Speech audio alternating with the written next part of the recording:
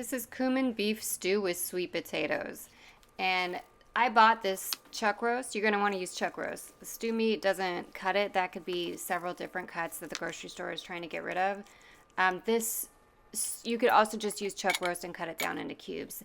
I bought this pre-cut, so it's a little bit bigger than what I would normally like, but sometimes that's life and you use pre-cut stuff. So anyway, this is made in a stock pot, but I like to brown the meat because there's so much of it in a nonstick skillet with a little bit of vegetable oil, searing it on just a couple sides, like two of the sides until one side is brown. The first side you're going to do for 2 to 3 minutes. Second side is usually a little bit less time, 2 minutes. And then you have to do this in batches sometimes. And then I'll throw it into the stock pot as it's browned. It's not edible yet. And then I'm going to deglaze the pan with the onions and let that pick up all the fondant bits that are there and then transfer it over to the stock pot.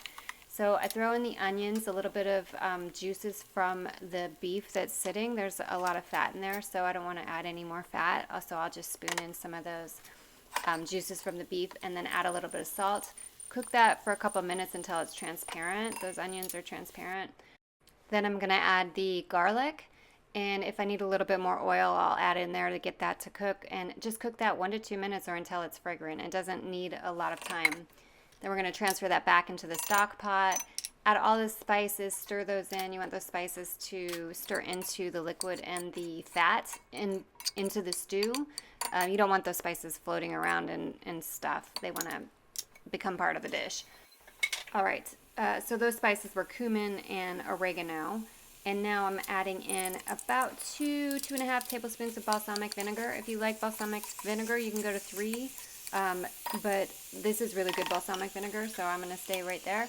And then that can of diced tomatoes with the juices, that's about 16 ounces. And then enough broth to just cover the beef maybe by an inch. You don't want a soup, you want a stew, so it needs to be thick. You're going to cook that for at least an hour and a half. And then check to see if the meat is tender, check for salt, all that. And then at the hour and a half mark, when the beef is tender, go ahead and add in the sweet potatoes, and those are going to cook for 20 to 30 more minutes. And those until those are soft. So everything gets tender at the same time. That's why you could add the sweet potatoes at the same time. They would just be a little mushy, and that's good too because that would add some texture to the stew. This is going to also be added in the crock pot. And cooked on low for 8 hours. You could also skip browning the beef if you were in a hurry.